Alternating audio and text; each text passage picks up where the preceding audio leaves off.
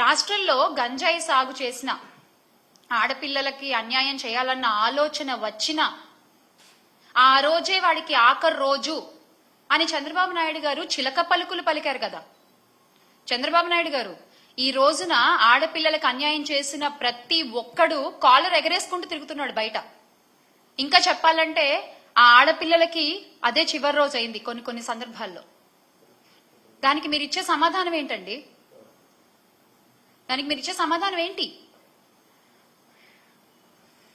తొక్కి పట్టి నార తీస్తాం, ఆడపిల్లల జోలికొస్తే తొక్కి పట్టి నార తీస్తాం, నడు వంచి దెబ్బలు కొడతాం అని చెప్పినటువంటి పవన్ కళ్యాణ్ గారు ఏది తొక్కలేదు, నారాలేదు. మహిళలకు అన్యాయం చేయడం ఒక రాయల్టీగా ఫీల్ అవుతున్నారు జనాలు. మహిళలకి అన్యాయం చేస్తే ఏం కాదులే అంటే వాళ్ళలో ఒక వణుకు, ఒక భయం అనేది తగ్గిపోయింది. ఎందువల్ల? ఒక కట్టుదిట్టమైన వ్యవస్థ లేకపోవడం వల్ల. గత 5 సంవత్సరాలు ఇలా లేదే. ఆడపిల్లల జోలికి రావాలంటే వణుకు పుట్టేది ఒళ్ళంతా. ఎందుకంటే వేగంగా శిక్ష పడుతుంది, వేగంగా పోలీసులు అక్కడికి చేరుకుంటారు, నేరస్తుడు తప్పించుకునే టైం కూడా ఉండేది కాదు. అంత ధైర్యంగా బతికిన మహిళలు ఈ రోజున కూటమి ప్రభుత్వంలో గుండెలు అరచెత్త పట్టుకుని బతుకుతున్నారు.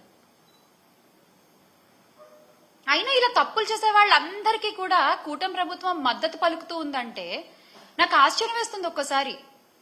మళ్ళీ కిరణ్ గారి విషయంలో, కిరణ్ రాయల్ గారి విషయంలో అంటే ఆగ మేఘాల మీద లక్ష్మి గారిని అరెస్ట్ చేయడానికి జైపూర్ రాజస్థాన్ జైపూర్ నుంచి పోలీసులు వచ్చేశారు, అరెస్ట్ చేశారు, తీసుకెళ్లిపోయారు. మరీ గమ్మత్తుగా ఈ విషయాన్నైనా 3 రోజులు ముందే చెప్పారు. పలానా జైపూర్ నుంచి పోలీసులు వస్తారు, లక్ష్మి గారిని అరెస్ట్ చేస్తారు, చూసుకోండి కావాలంటే అని.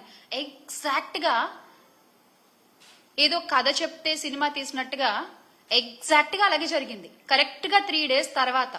అంత కరెక్ట్ గా ఎలా తెలుసు మీకు? మీరే ప్లాన్ చేశారా? మీరు చేసిన అన్యాయాలు బయట పెడుతున్నారని చెప్పి, మీకు ఎదురుగా ఒక మహిళ నిలబడి పోరాడుతోందని చెప్పి మీరే ప్లాన్ చేశారా?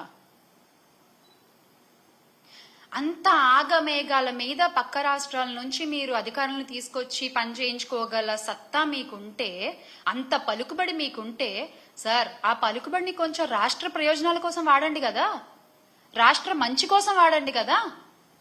ఒక ఆడపిల్లకి అన్యాయం చేసిన వాడిని రక్షించడం కోసం మీరు ఆ పలుకుబడిని వాడేది కూటమి నాయకులు. ఒక ఆడపిల్లకి అన్యాయం చేసిన వాడిని రక్షించడానికి ఇంత పలుకుబడి వాడతారా? అదేదో రాష్ట్ర ప్రయోజనాల కోసం వాడుంటే ఎంతో కొంత మంచి జరిగేది కదా రాష్ట్రానికి. అంతకంటే దారుణం ఏంటంటే అన్యాయం జరిగిన బాధితురాల్ని ఆదుకోకపోగా, అండగా నిలబడకపోగా, అసలు ఆమెని ఒక తేరుకోలేని ఒక సిచ్యువేషన్ లో పెట్టడం, అరెస్ట్ చేసి జైల్లో వేసేస్తే అయిపోతుంది అంతే. ఇంకా వాళ్ళు నోరెత్తి మాట్లాడరు. విక్టిమ్ బ్లేమింగ్ అంటారు దీన్ని. ఇలా మీరు విక్టిమ్స్ ని బ్లేమ్ చేస్తూ ముందుకు పోతుంటారా? అంటే ఇది చూసి ఇంకొకళ్ళు ఎవరు బయటకు వచ్చి మాట్లాడరనా? మీ ధైర్యం? ప్రజలిచ్చిన అధికారాన్ని ప్రజల కోసం కాకుండా మీ తప్పుల్ని కప్పిపుచ్చుకోవడానికి, మీ వాళ్ల తప్పుల్ని కప్పిపుచ్చుకోవడానికి మీరు వాడుకుంటున్నట్లంటే ఏ స్థితిలో ఉన్నామో, ఎంత గొప్పగా మీరు పరిపాలన చేస్తున్నారు ప్రతి ఒక్కళ్ళు చూస్తూనే ఉన్నారు. అంతెందుకండి, డిప్యూటీ సీఎం గారి సొంత నియోజకవర్గంలో ఒక ఆడపిల్లపై అత్యాచారం జరిగితే ఈ రోజు వరకు ఆయన వెళ్ళి మాట్లాడలేదు. ఏంటండి మీరు రక్షణ కల్పించేది మహిళలకి? ఏంటండి మీరు ధైర్యాన్ని నింపేది మహిళలకి? ఒకటి మాత్రం బాగా అలవాటైపోయింది, ఏది జరిగినా వైఎస్ఆర్ కాంగ్రెస్ పార్టీ వైపు వేలెత్తి చూపించడం, ఎస్కేపిజం. ఏది జరిగినా వైఎస్ఆర్ కాంగ్రెస్ పార్టీ వైపు వేలెత్తి చూపించడం. నవ్వుతున్నారు, అయినా మీకేం పట్టట్లేదు. నవ్విపోదురుగాక నాకేంటి సిగ్గు అన్నట్టుంది మీ ప్రవర్తన. నిజంగా అలాగే ప్రవర్తిస్తున్నారు మీరు. ప్రశ్నించే గొంతు నొక్కడమే ధ్యేయంగా కూటమి ప్రభుత్వం ముందుకెళ్తున్నారు. సోషల్ మీడియాలో మిమ్మల్ని ప్రశ్నిస్తున్నారని చెప్పి సోషల్ మీడియాలో వైఎస్ఆర్ కాంగ్రెస్ పార్టీ వైపు మాట్లాడే వాళ్ళ మీద ఎన్ని కేసులు పెట్టారు, ఎంత ఇబ్బంది పెట్టారు. కానీ మీరు ఒక్క విషయం గుర్తుపెట్టుకోవాలి, అణగదొక్కేస్తే అణిచిపోతారులే అనుకుంటే మీరు తొక్కిన ప్రతి అడుగు కింద నుంచి ఒక వట వృక్షమై లేస్తారు తప్ప ప్రతి కార్యకర్త భయపడి వెనక్కి తగ్గేది లేదు. భయపడి ఎవరు వెనక్కి తగ్గరు.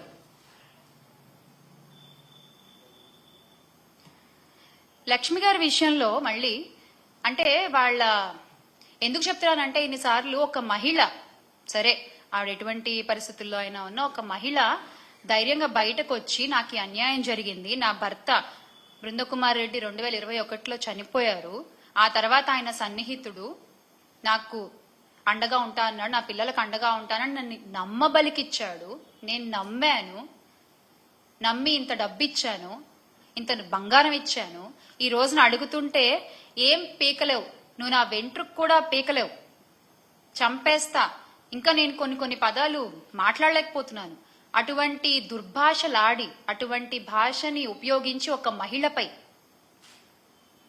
ఆవిడంత ధైర్యంగా బయటకు వచ్చి మాట్లాడుతున్నందుకు ఆ ధైర్యాన్ని మెచ్చుకుని ఆ మహిళకి అండగా ఉండకపోగా ఒక మహిళని కొట్టిన వాణ్ణి, ఒక మహిళని అబ్యూజ్ చేసిన వాణ్ణి, ఒక మహిళ దగ్గర డబ్బు దొబ్బేసిన వాణ్ణి మీరు వెనకేసుకొస్తున్నారు. మీరు ఇచ్చింది ఏంటి? ఆ పార్టీ అధికార ప్రతినిధి గారు ఇంత జరిగితే ఏం చేశారు, ఒక నోట్ రిలీజ్ చేశారు, పార్టీ కార్యకలాపాలకి పలానా వ్యక్తిని, ఆ కిరణ్ రాయల్ అనే వ్యక్తిని దూరంగా ఉంచుతున్నాము అని జనసేన పార్టీ నుంచి ఒక నోట్ రిలీజ్ చేశారు. అదేంటది? తొక్కిపట్టి నార తీయడం కదా మీ పార్టీ సిద్ధాంతం. ఇప్పుడు ఏమైపోయింది ఆ సిద్ధాంతం? మీ వాళ్ళ దగ్గరికి వచ్చేసరికి ఆ సిద్ధాంతం ఏమీ ఉండదు కదా. వైఎస్ఆర్సీపీ ప్రభుత్వ హయంలో మహిళలు గాని యువతులు గాని వాళ్ళ చేతుల్లో ఒక ఆయుధంలా పనిచేసిన దిశ యాప్ ని మీరు నిర్వీర్యం చేశారు. అంత గొప్ప వ్యవస్థలు మీరు ఎలాగో తీసుకురాలేరు, కనీసం దాన్నైనా పునరుద్ధరించవచ్చు కదా, కనీసం ఆడపిల్లలకు ఒక ధైర్యంగా ఉంటుంది. అలా చేయకుండా యువతుల మాన ప్రాణాలతో మీరు చెలగాటం ఆడుతున్నారు, నిజంగా చెలగాటం ఆడుతున్నారు.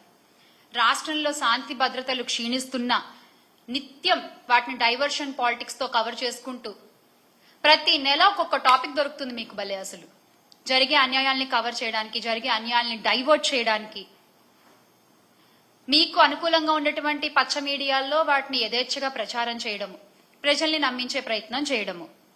అంటే చట్టం అనే ఒక కనీస గౌరవం కూడా లేకుండా మీరు ముందుకు దూసుకుపోతున్నారు, అన్యాయాలు అరాచకాలు చేసుకుంటూ, అత్యాచారాలు చేసే వాళ్ళని వెనకేసుకొస్తూ.